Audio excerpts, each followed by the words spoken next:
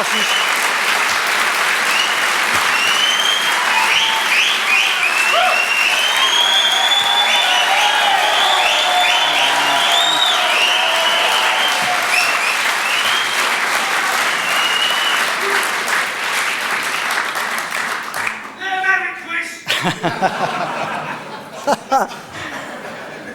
My name's Chris Kramer. I'm a drug-addicted alcoholic.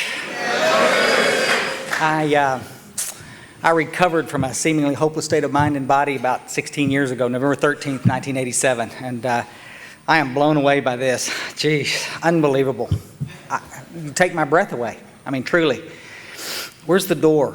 Okay, honored to be here. I want to thank all the cats that got me to come up here, Chris O and the two Ians, and Steve that picked me up at the airport, and anybody else I've forgotten. There's so many of you in this room that I've emailed back and forth, and it's been so cool to finally get a chance to see, who was at the end of the email, and none of you look like I thought you'd look like. And I'm sure neither do I. That's the first thing people say, they say, I heard your tape, and you're not anything like I thought you were. What do you think? I got freaking horns? I mean, it's like, the tape deal is a cool thing, the CDs and stuff, being recorded and they're out there, and it's a tremendous way to carry messages of hope to people who maybe not can afford to come to conferences like this, and the message travels really fast. There's a downside to the CDs and the tapes, though, too, because, of course, some little muck is listening to them in a car, someplace, and me or Earl or anybody else, we're not there to talk to them while they're listening to this. And so they can make up their own mind and kind of take it any way they want to. And I'm so misunderstood sometimes. Sometimes I'm very understood, and that can be the problem too. I'm sorry I missed the first speaker. I got to tell you, I had every intention of being here at 6 for the speak. I understand she did a great job. I'm sure I wouldn't have understood half of what she said, but this language, you think in English, you don't have any problem understanding. Some of you guys, it's tough to understand. I might have the same problem tonight. You may need a translator to understand what I'm saying. What is it about the way English women talk, though? Geez, that lady that just read How It Works. Guys, I got to tell you, that's the first time in 16 years, all these sitting in meetings that I ever just got a little woody listening to somebody read How It Works, and it's like...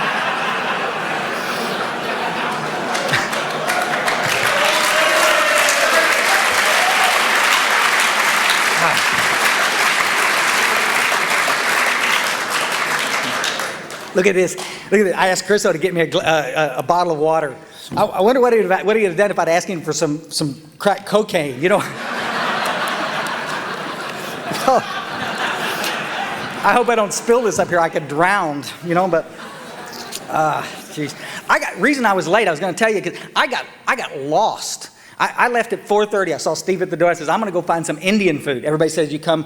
I've been eating fish and chips, because the first thing when I got here, you got to have some fish and chips. And Chriso got me some last night, and it was excellent, and I ate some for lunch today because it was so good. I had to try it again, and I need to tell you, I had it for dinner again too, because the Indian place was closed. But somehow I took a left when I should have taken a right or whatever. Nobody bothered to tell me that there were 2 piers here.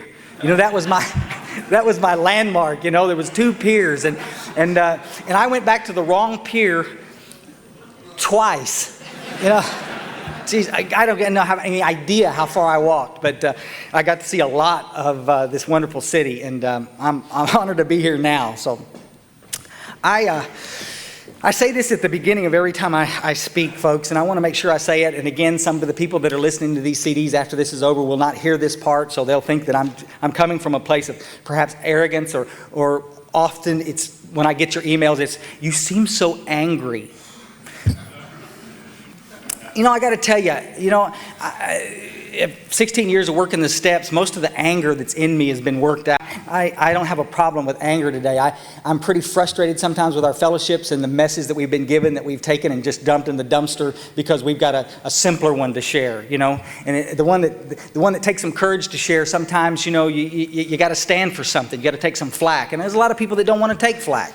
They don't want to say when somebody's doing something wrong, hey, buddy, you're doing something wrong, because this is such an open fellowship and anything goes, and we've just gotten away from the message. And so when I try to steer it back, sometimes I get pretty, y'all will hear me in a few minutes. I'll wake up here, jet lag and all, but I'm pretty passionate about recovery.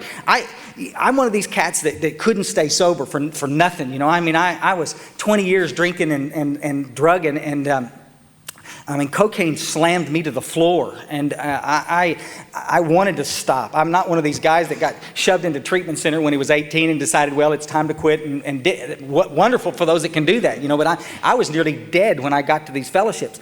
I started my journey into Alcoholics Anonymous, guys, it was 1980s, early 80s, and I was in the food business, and I was cooking, and I was drinking every day, and somewhere around 79, somebody approached me with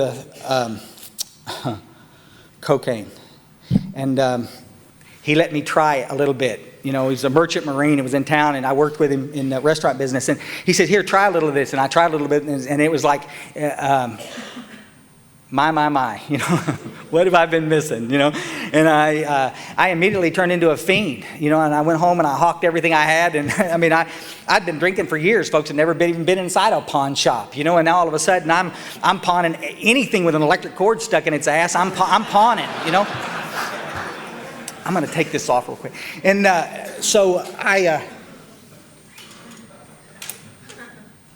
you go. Ended hitting bottom pretty fast, and I was one of those alcoholics and addicts that would our lives look like a roller coaster. It's like there'd be times that I'd be executive chef in a big hotel and making big whip and drinking Chivas Regal, and doing nice cocaine, and then I'd lose that job, and I'd be drinking rot gut beer, snorting. I don't have a clue what. I think it's baking powder for all I know. Just absolute rubbish. And these roller coasters. It's like I'd be down on the bottom. I'd be eating out of dumpsters in Houston, Texas, and it's like, buddy, this stuff's caught up with you. You're in real trouble. And then 2 months later, I'd be back a chef at another big hotel. Alcoholics and addicts were real resilient people. We're the strongest people on earth, for heaven's sakes. And the problem with this, most of us, we bounce pretty damn well. And I'm always bouncing back, and then I minimize. Well, it wasn't that bad, and I'm back. But this little roller coaster I'm on is steadily going down, and it's getting worse. And the spiritual malady that the book talks about, the internal condition, is getting worse by the day. And I can't seem to get rid of the depression, and I'm being fed pills for the depression and the anxiety, and I'm drinking and doing cocaine on top of that. And this is nuts, guys. I'm losing my mind. And I finally, because of I got put in the system in the United States for a little domestic disturbance, and a little counselor sent me to AA and says, buddy, I said, you've got this big long list of disorders, but all we can see right here is that you're an alcoholic and a drug addict, and you might want to consider stopping. But you see, I'm trying to explain to this lady, like so many of y'all know, guys, I've quit 1,000 times. I can stop doing cocaine. I can stop drinking. I just can't stay stopped. Because you take alcohol and drugs away from me. See, when I put the stuff in my system, what people that are not one of us don't understand is that it treats this internal condition, this spiritual malady that the book talks about. And I get better. People out there, you go out in the lobby and talk to these normies that are wandering around out there look like deer in the headlights wondering what all we're doing here. You ask them, talk to them. See, they think the problem is the cocaine. The problem is the alcohol. If you guys would just clean your act up, everything would be okay. They don't understand. By cleaning your act up, it means that you can't drink and drug anymore. But I don't get better when I don't drink and drug. I get worse. And y'all hear that? Y'all understand exactly. They don't understand it. They just think we're partying too damn much. They want to blame it on the music and the society and all this. It's just ridiculous. It's rubbish. Alcoholism and drug addiction is an absolutely diagnosable illness. The young adults in here that are 16, 17, 18 years old, they've got the same damn disease that was killing me at 35. Our circumstances are different. Who cares? They got the same disease. You take the stuff away from me, my external world starts to look a little bit better. I start putting a little money in the bank, buy some clothes, mow the lawn, do crazy, good stuff. Finally wash the damn dishes. life on the outside starts looking pretty good, but I'm going to tell you something, folks. Life on the inside starts looking really grim. And I wake up in the morning with this really, really low self-esteem and this feeling of uselessness that the book talks about. And the depression's back. And I wake up, it's like my sponsor says, you wake up in the morning and you look at, who's that at the end of my bed? And the guy says, oh, that's fear. And I'm going to run your ass all day long. Can y'all get that?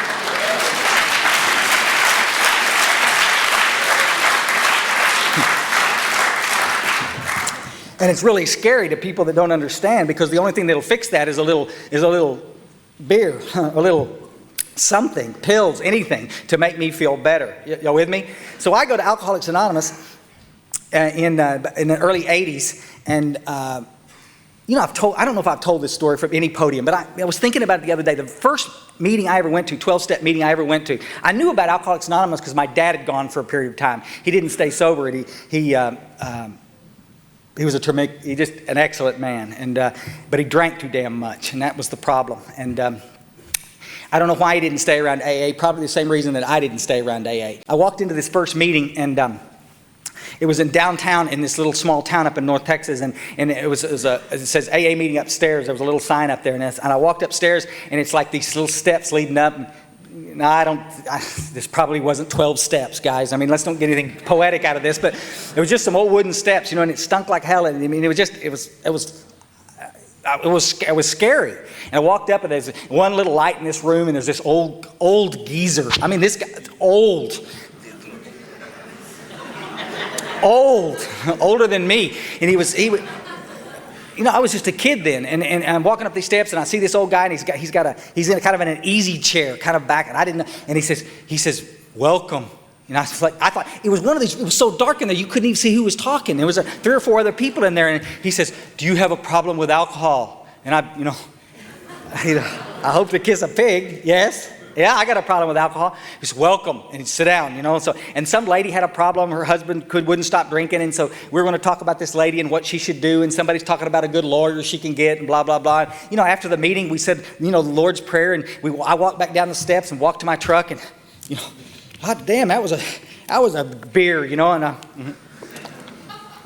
that was a hell of a meeting we just went to, and I didn't know what to think. I'm still drinking. We didn't talk about stopping. We didn't talk about what it was to be an alcoholic. All we did was try to help this poor schmuck lady get out of the trouble she was in.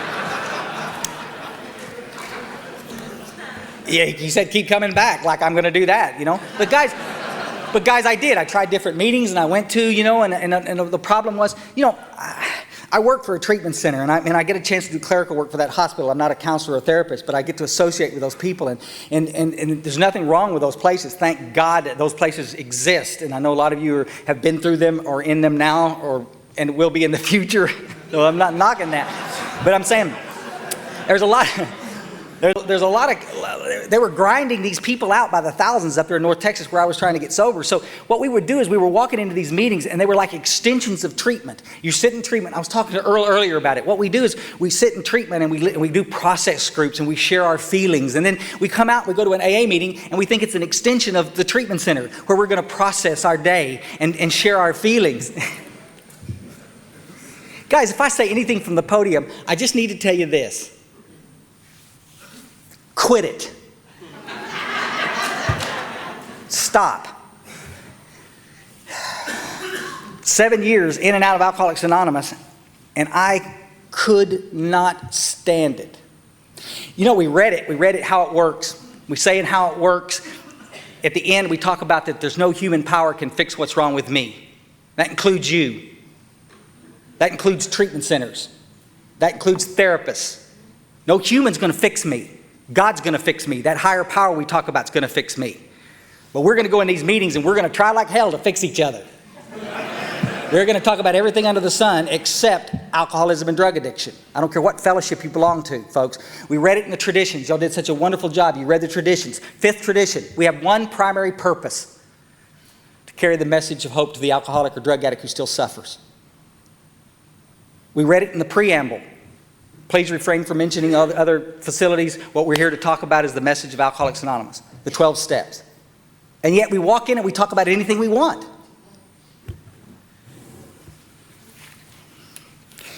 Do I believe for a second that we need to talk about that stuff? Absolutely. I've been so misunderstood about this. I wish I could clear it up right now. I don't think for a second that it'll happen, but I wish I could clear it up. Folks, part of the thing that keeps me in this thing called recovery is the fellowship. And the fellowship does not end when the meeting is over. The fellowship is before the meeting, after the meeting, all weekend long. Yesterday, gosh, we had such a great time yesterday. Just flew in, jet lagged like a son of a gun, got to go to Winchester Cathedral and what a gorgeous place. Gee whiz. Do y'all realize that in the United States we don't have anything even close as old as that cathedral? I mean, it's an amazing thing. You walk in and think how old that is. And got a chance to take a cool boat ride this morning with a bunch of little knuckleheads. I kept thinking one of them was going to... I kept thinking one of them was going to be pissed off and going to throw me off the edge, and I would be fish food. I would be in the cod you're going to eat next week. But, what an honor to get a chance to do that and see some of your beautiful coastline and get to visit with the people on that boat.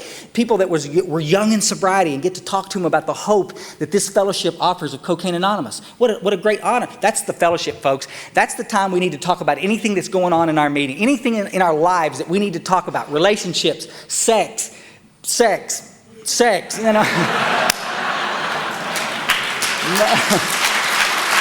money.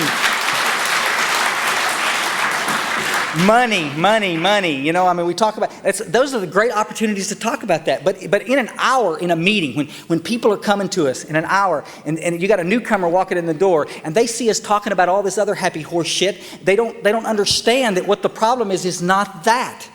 I mean, tomorrow I'm going to be doing a workshop at 10 o'clock. We're going to talk a lot about this primary purpose that we have and what's proper. It's not because it's just that people don't know. They don't understand. Nobody's ever taught them. And I'm going to meetings where we don't want to talk about the steps. Nobody's got a big book. Nobody's working the steps. Nobody's having spiritual experiences. So we're using the meetings as dumping grounds for problems.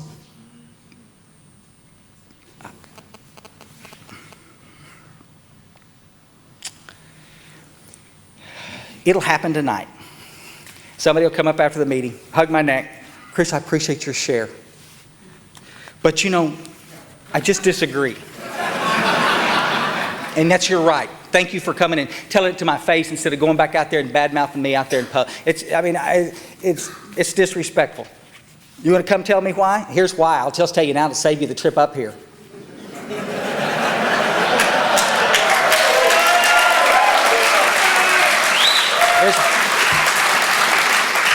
Here's what you'll say.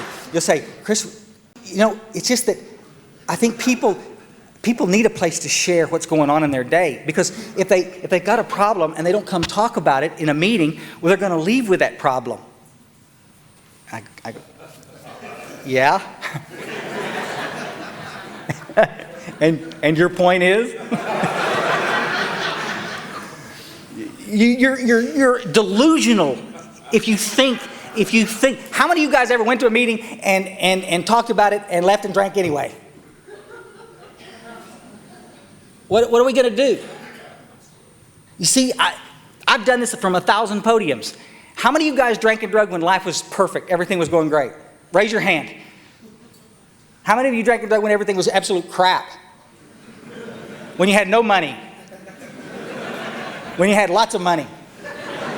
Here's the kicker. When you were in a relationship with somebody that you really loved, great relationship. How many when you was dating Satan's sister? Same hands. You with me? Because guys, the problem of an alcoholic and addict is not external. That's the biggest misconception that we get to face in treatment. It's the biggest misconception we face in our meetings. An alcoholic and addict that's genetically wired like us, a very small percentage of people are like us. Folks, we have this genetic predisposition, and you put alcohol and drugs in me, my body reacts differently to the alcohol and drugs than, let's say, a normal person. You with us? And I ain't gonna tell you guys, I spent years in therapy trying to talk about all that external stuff, trying to figure out why it was that I couldn't stay sober.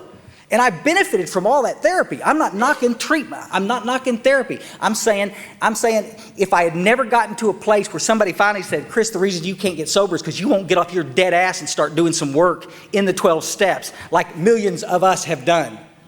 Because your case is so different.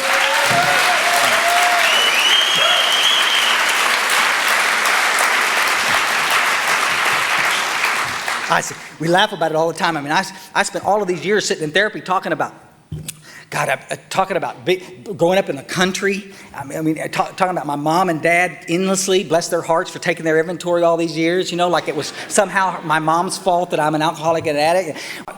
Being from the country, that we talked about the sheep, Some of y'all can relate, probably.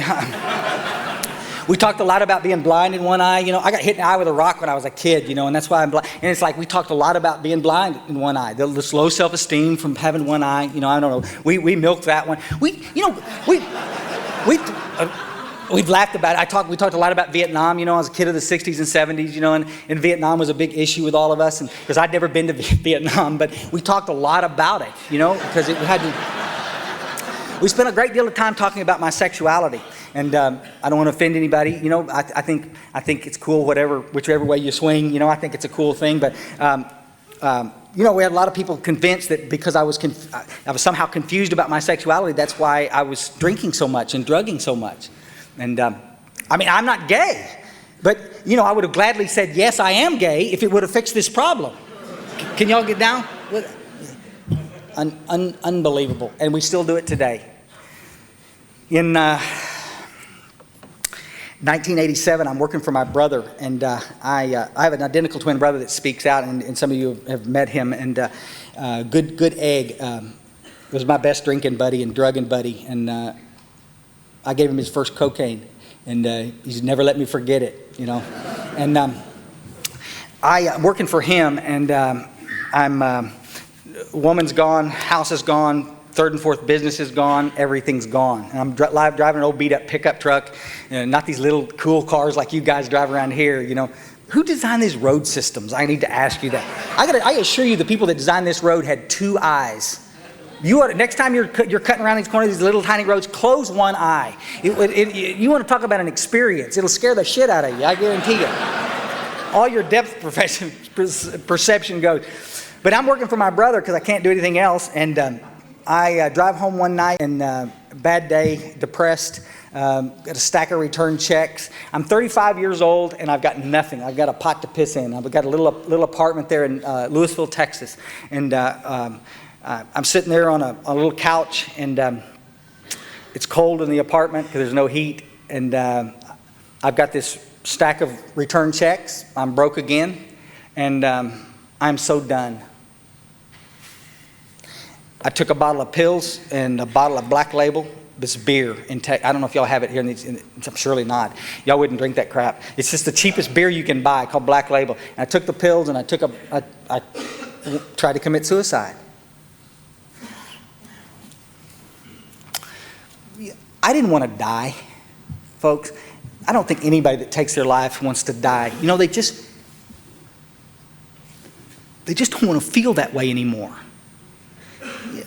You know how frustrating it is to get up in the morning and say you're not going to drink and you're not going to do any more cocaine, and by 10 o'clock you're already figuring out how to arrange it, and by 2 o'clock you've already got it, and by 5 o'clock you're loaded, and you've done it again, and you've hurt people. People that are not alcoholics and addicts, they think that we start using it, we just black out, we don't remember any of this stuff, And after a few years of scaring women and hurting children and ruining jobs, and you get to a place where you're just absolutely hopeless. That's where I was on November 13th, 1987. Hopeless. I heard a voice that night as those pills started kicking in. I heard a voice that said, "Chris, don't do this. Go back to AA." I don't know what I heard. I've shared this from 1,000 podiums, folks. Did I hear the voice of God? Who knows? Who knows? Who cares? I heard a voice that said, "Chris, don't do it. Go back to AA." We didn't have any CA in Texas at that time, up in North Texas. I'm not going back to AA. If I have to sit in another meeting and listen to your chicken shit war stories, if I have to sit in a meeting and listen to you whine about that divorce one more time, I'd just as soon be dead. Chris, don't do it. Go back to AA. Made myself sick. The next morning, the voice was still there. Got up, went to a doctor, got some doggy downers to detox. All of my money's gone. In the States, treatment's expensive. Couldn't go back, couldn't do any of that. That night at 6 o'clock, I walked in the back door of an AA meeting. I'd never been in this meeting before. I walked in the back door and I was picking a different meeting because nobody knew me, because it was embarrassing to go back in and pick up another Desire chip. When you've picked up 1,000 Desire chips, buddy, you know what they do when you pick it up? You with me? And none of this, you way to go, you know, it's like.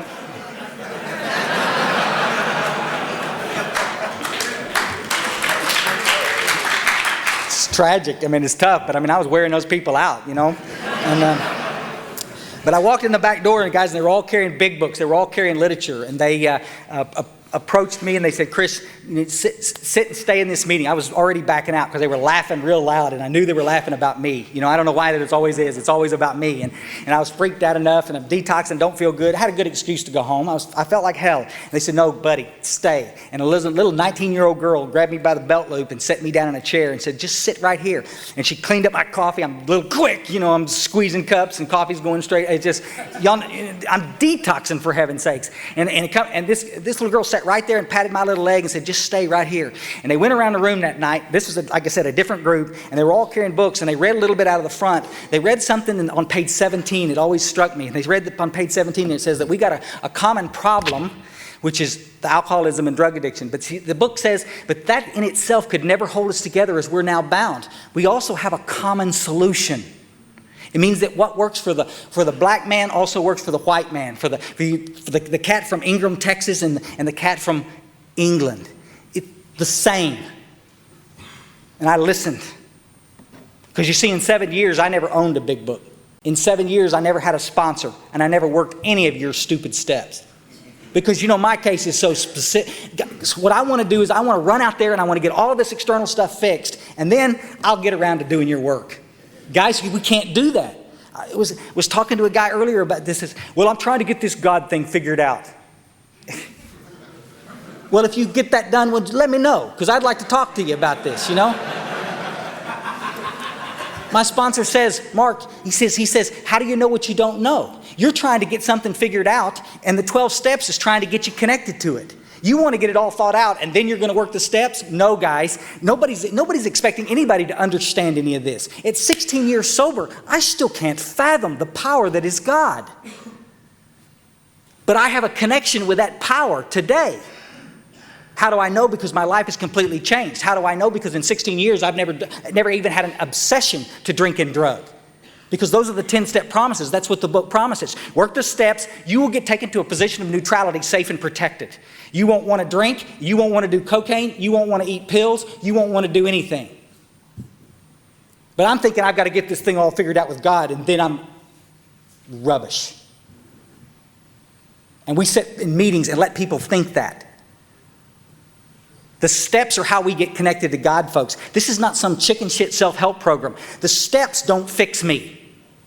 The steps get me connected to God, and God removes the obsession for me to drink and drug. Tremendous difference.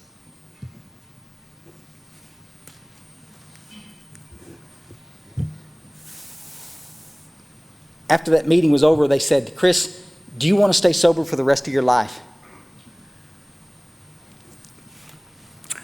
I said, well, you know, one day at a time.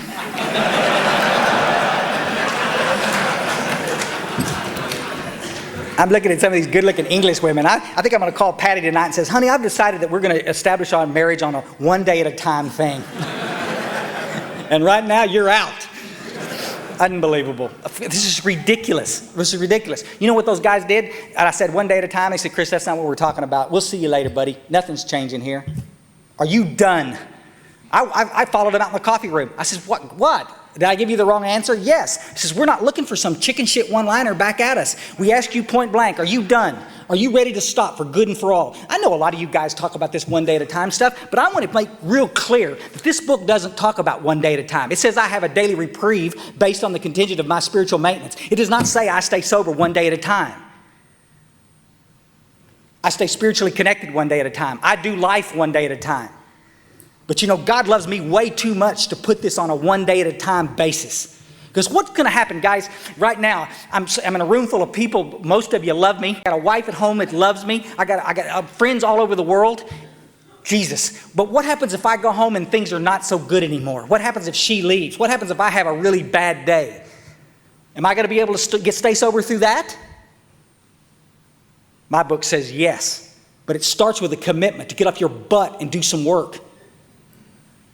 The fellowship used to be, guys, you see there's two things. We've got the fellowship and we've got the program. And I'm a meeting-making fool. I got 100 meetings in 90 days, 90 meetings in 90 days. I'll do 300 meetings in 90 days and drink. Because the meetings were never intended to keep us sober. Gazillions of you have done that. What nobody explained to me was, Chris, but this is the program. The 12 steps. Cocaine Anonymous in 1982, in their absolute wisdom, didn't go out and try to grind out a book for themselves. They went and said, gosh, this has worked for millions of alcoholics. Maybe it'll work for us too.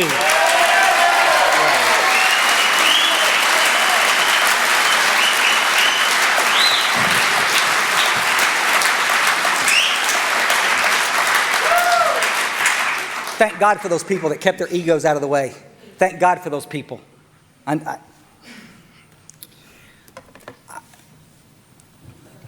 went back in and found those guys and I said, ask me again. They said, Chris, are you ready to stop for good and for all? I said, yes. They applauded.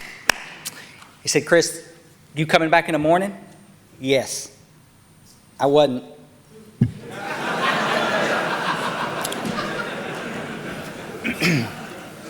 Because remember, I'm detoxing. I feel like hell. And so I go home and the next morning I hear this, oh shit, who's that? It was one of the guys in the meeting. Hey, buddy, I was going to escort you to the meeting. Little henchman, and walked me back to the meeting, and we went back in, and after the 10 o'clock AA meeting, we did a little, went back in the back, and there was 4 or 5 of us, and we got on our knees and did a 3rd step prayer. Pretty quick. Went to eat some Mexican food, came back. They gave me a notebook and showed me how to do a 4th step. Yes. I'm 2 days back in the fellowship, detoxing, and I'm already working on a 4th step. Folks, let me tell you, I've said this from 1,000 podiums. A lot of you have heard me say this. These people loved me enough to tell me the truth. They weren't trying to dust me. They knew I was a pain in the ass. They knew I was unlikable at that point. But they also knew that God was the only one that was going to help me. And they had to get me to God as quick as possible. We sit around these rooms waiting for people to get comfortable. Oh, when you get comfortable, you'll work the steps. Or when you get uncomfortable enough, you'll work the steps. You know what I do when I get uncomfortable enough? I go do some cocaine. I go drink. These guys knew that I needed to get some help and to get some help quick. The early cats in Alcoholics Anonymous, folks, Bill Wilson and Dr. Bob, they worked Bill Wilson was 9 days in Towns Hospital. He was still detoxing when he had his barn-burning spiritual experience. He was also doing amends letters from the hospital. He'd already done a 4th and 5th step within 9 days. Dr. Bob took a little less than 2 weeks to finish the work. Bill D, number 3, little less than 2 weeks. Nobody in the early days of Alcoholics Anonymous took longer than 30 days to work the steps. And we want to sit here and drag this. Why are we doing this? Would you make a cake that way? Joe McHugh talks about it. Would you make a cake that way? I'm going to put the flour in today, and next week I'm going to put the milk in, and 6 months from now, I'll add the eggs.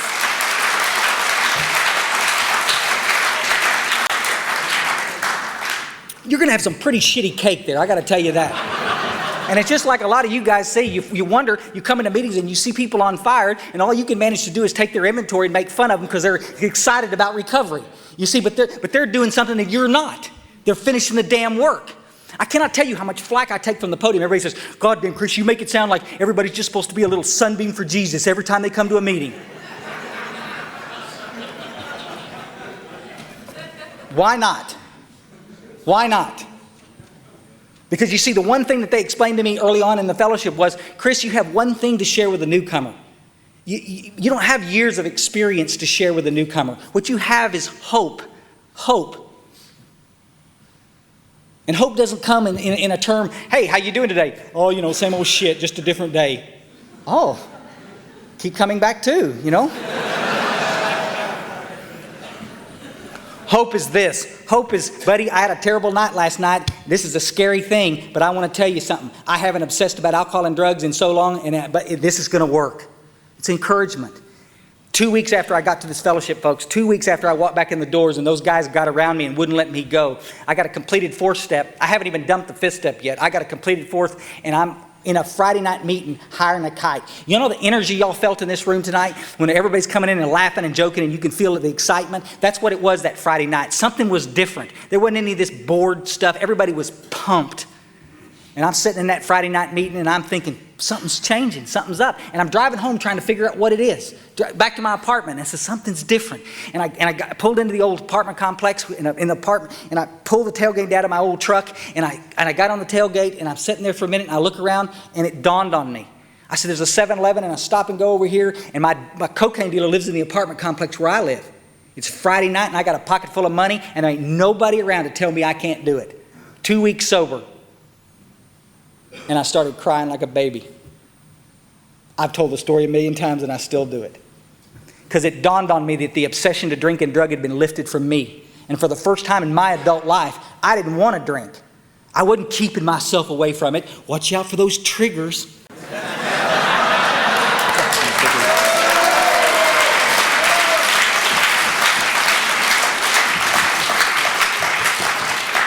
Absolute rubbish. I've been watching triggers. I got a friend in San Diego in CA that says, Chris, I got the perfect trigger. It's called consciousness. Isn't that the truth? Unbelievable. Buddy, I'm sitting there. I cried like a baby, and I looked around and realized that the obsession had been lifted. I went up to my apartment, cranked up some hot jazz, washed the stupid dishes, and had a great night. And realized that I was on different footing that the book talked about for the first time in the fellowship. And that's been my story. I mean, I've got to stick to it. For a man that could not drink, you know what I got to do at 35 years old in the guidance of men and women in our fellowships? I got a chance to grow up. I got a chance to be the man that my father would have been so proud to see. I got a chance to learn how to make some money. I got a chance to get my credit back, and I got a chance to meet some women in this fellowship and treat them with love and respect. Some of you should try it.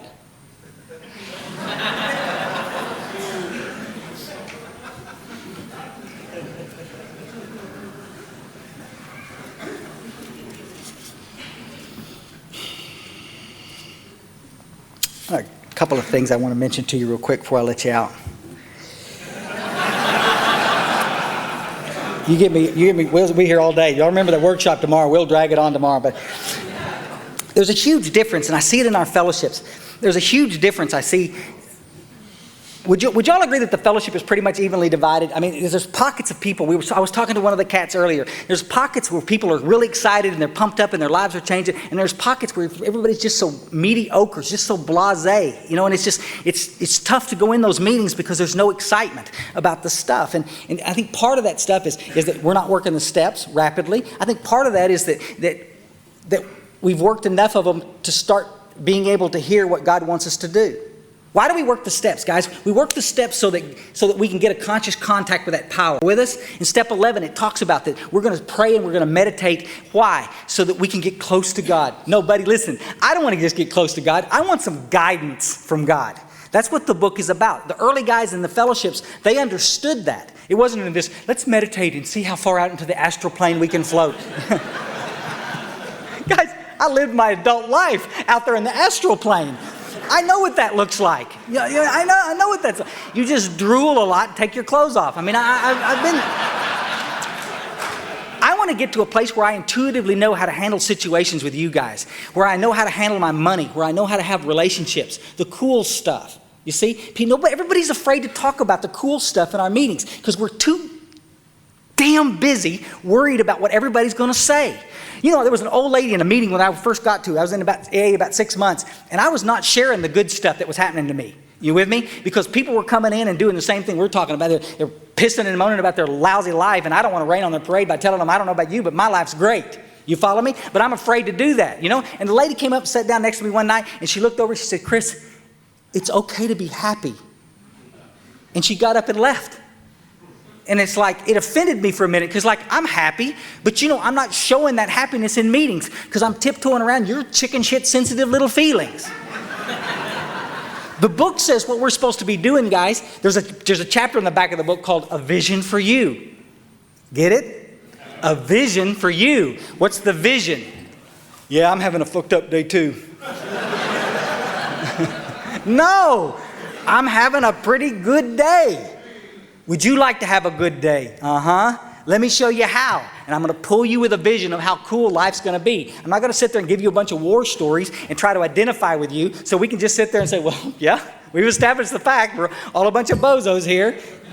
Guys, my life is different as a result of working these 12 steps. And a lot of you guys, when you start seeing that your life is different too, you're afraid to go into meetings and share that. Because I tell you what, every meeting's got one. There's some son of a bitch sitting back over in the corner going to take your inventory when you do. Oh, don't listen to that Chris guy. You know, he's on that pink cloud. Y'all hear it? Unbelievable. What is this pink cloud shit? There's no such thing, folks. I'm going to tell you, I've said it from a million podiums. It's a thing called God's grace. And God's going to bless you with some clarity and some moments when the obsession to use leaves you. And I got to tell you, you better get real grateful for that. And you better see what it feels like and seek that same power with the desperation of a drowning man. That means we work and we rework the steps so we can stay connected. Got so many people in our fellowship they want to see us fall. They want to see us fail. We're going to stop that. Here's the point I'm trying to make. When God starts to talk to you, when God starts to give you some direction on what to do, there's a huge difference between hearing God's word, you with me, and doing God's word. Huge difference. Because a lot of you cats in this room right now, you want to use your disease as an excuse for why you can't get the things you want. And yet you got some stuff that you know you're supposed to be doing, but you're not doing it. You with me? And failure to do something over here that God is directing you to do will affect your life over here. I'm having trouble in my relationship over here, right? But I'm cheating on my expense account over here. And every time I do it, I get this tap on the shoulder. It's God saying, buddy, you can't do that.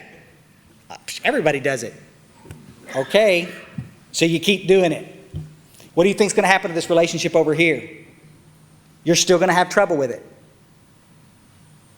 We want to be real selective, the stuff that we're going to take to God. See, my book says we're going to be fearless and thorough from the very start. Rarely have we seen a person fail who's thoroughly followed the path. Thoroughly followed the path, you know what that means? Clean up your shit. Make your amends. Be there for the newcomer. Number one thing I did when I got back to the fellowship in 1987 was I made a commitment with an old timer that got in my face and said, Chris, you're the most selfish person I've ever known. Was he trying to be rough with me? No, he loved me. But the book says on page 62, it says selfish and self-centeredness, that's the root of our troubles. Driven by 100 forms of fear, self-delusion, and what? Self-pity.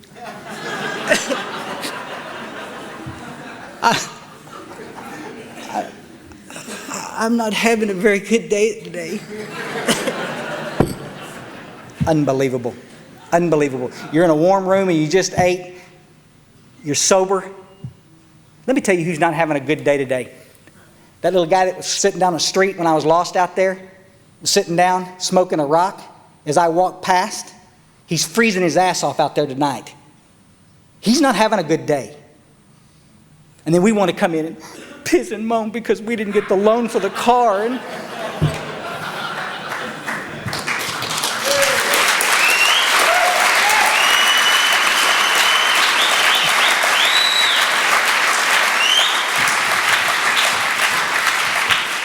I'm all for going to CA World and placing this in front of the trustees. We've got open discussion meetings, closed meetings, speaker meetings, literature-based meetings. We got those. Let's have one more meeting, and we'll do it once. We'll do it once a week. It'll be open pissers and moaners meetings. You with us? We can open PM meetings, and you guys can come, and everybody can just whine about how screwed up life is and how bad everything is, and then we get it out of our systems, and then we'll come back into some nice literature-based meetings where we're going to study the book. How's that? I think that's a great idea.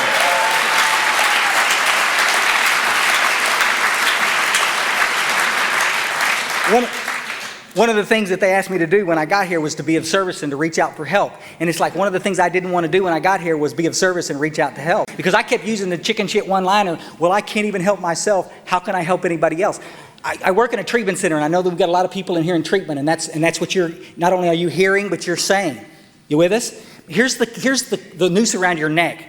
I understand you don't have maybe a lot to share, but if you don't start sharing what you do have, you're not going to have any sobriety to share, period. If you're in here with one day, by God, you've got somebody with 30 minutes sitting next to you that you can reach out and help. You don't have to take them through the work necessarily. Good heavens, but at least show them what a big book is. Show them where the coffee is. Make them feel wanted. Y'all did that with me this weekend. A lot of guys hugging my neck with a few months of sobriety. Buddy, bless, thank you. We need that out there in the real world of Alcoholics Anonymous and Cocaine Anonymous and Narcotics Anonymous. We need people to understand that we were placed here. We were spared. Why in the hell was I spared? Why didn't I die in those dumpsters in Houston, Texas? I believe God had a job for me, not this. I believe God had a job for me, sitting in my home group waiting for that newcomer to come in. Because here's what changed for me. When I saw that newcomer come in, I would dust him. I can't help him because I'm still so new. And so I never approached him. And the old timers that got me when I got back to the fellowship said, no, buddy, you're the prime candidate to go talk to this cat. He don't want to talk to somebody with 10 years. They're lying anyway. He wants... Nobody can stay sober 10 years. He wants to talk to the cat that's 30 days. That was my experience. I didn't want to talk to no long-time sobriety. I wanted to watch a little guy that was on fire with 6 months of sobriety. Because I don't think you can stay sober 6 days, much less 6 months. They said, Chris, would you answer the telephones at this club? We're shorthanded. I'm in my first week there in that club. I says, you're shitting me. No. You answer the phones. I'm not going to answer the phone. I'm a newcomer. I'm the most important person here. He says, yes, you are the newcomer. That's why we're going to ask you to answer the phones. We're shorthanded. We're going to go into this meeting. You've been in the meeting all day. Let's give back for a change. I says, man, I don't want to do this. The phone rings. It's a payphone out in the front of the club. They're looking at me like this. They got these little glasses. They're looking at me. They're not answering the phone. What do I do? Answer the phone. Louisville group. I keep hitting. Answer the phone. Louisville group. Yes? She needs a meeting. She's an Al-Anon, for God's sake. She's an Al-Anon lady. She needs a meeting. And meeting schedule's right there. They showed me. Right there. Tell them. Got a meeting at 7 o'clock. Got a meeting at 7 o'clock. And then it dawned on me who I was talking to. I knew that lady that I was talking to. Of all the people she could have gone in touch with, I used to drink with her husband, for heaven's sake. Hey, buddy, is that you? This is Chris Graham? Yeah, the little guy with a patch. Yeah, buddy, I'll meet you out front. Hung up the phone. You with me? Instantly. Still a little taller. Hey, guys, did you see how I did that? It's pretty good. They created a monster. Met that little girl, and, she came up and showed her where the Al-Anon was, showed her where the literature was, felt like a big shot, yeah, this is my club. And all of a sudden,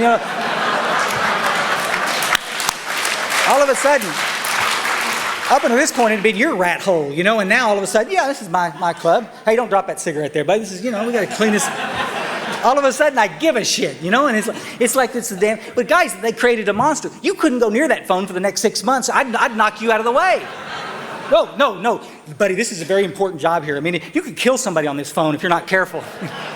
Nobody was going to take my job away, And that's the deal, guys. You got to have a job when you get to this fellowship. You got to get involved in these conferences like this and volunteer so you can get out of your chicken shit head for a minute and get comfortable in your skin. Because as long as you're in your head, you're not going to stay comfortable. We're like a bunch of ingrown hairs. You got to get out of yourself. Even for a minute, you'll be blessed. That comes from allowing other people to hold you accountable. And a lot of us in AA don't want to do that, especially some of us around with some sobriety under our belt. We don't want to let other people hold us accountable. You with me? Buddy, I've been around 16 years. You can't tell me anything I don't know. Horse shit. Buddy, I got so much hope from talking to those cats on that boat this morning. Watching you guys, don't even get me going. I want to read something to you in closing. The spiritual experience that I had was pretty phenomenal when I got sober, and I would like to tell you that I'm not the same man 16 years ago. Everything has changed, and a year ago, I'm not the same man I was then. It's a growing process, and we continue to get closer to this power, and it's a pretty neat deal. I want to say this before I let you out. I'm going to read this little thing. I cannot tell you how much I love and respect you guys. I sit in front of a terminal all day long and talk to alcoholics and addicts, and it is so fun to be talking to some crazy drunk that doesn't want it. He's pissed at the world, and he just doesn't think anything will work, and I'm talking to him and visiting, and all of a sudden one of your little emails click up on the deal, from the UK and from Iceland or wherever the hell I've been speaking, and you're out there kicking butt in the same trench I am. And it's going to take every single one of us in that same damn trench to turn the tide on this. Everybody in the United States keeps waiting for the treatment centers to fix what's wrong with us. Folks, I'm going to tell you something. We're losing the battle in the United States. Legislation's already in place, so we can't talk about God in state-funded facilities. If you can't talk about God, you can't talk about the 12 steps. So they're doing just a lot of cool stuff, but they're not hearing the message of hope. Where are they going to hear that? In your noon CA meeting. In my 6 o'clock CA meeting. That's where they're going to hear the solution. And if you're not armed with the facts about yourself, you're not going to be able to help anybody.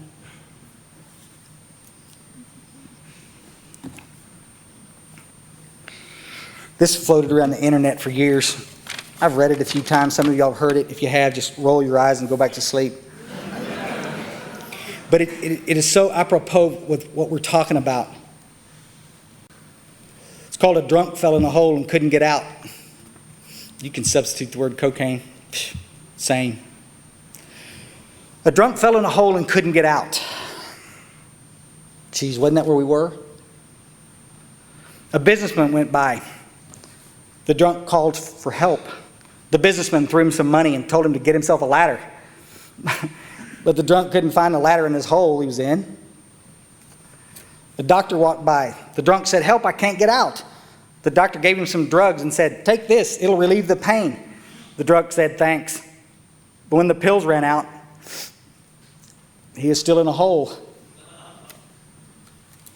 A renowned psychiatrist rode by and heard the drunk crying for help.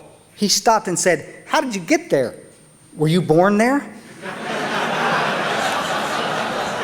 Here's the one I like. "Were you put there by your parents?"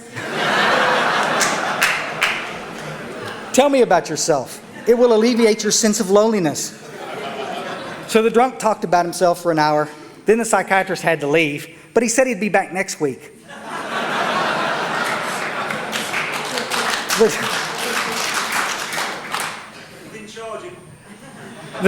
The drunk thanked him, but he was still in his hole. A priest came by and the drunk called for help. The priest gave him a Bible and said, I'll say a prayer for you."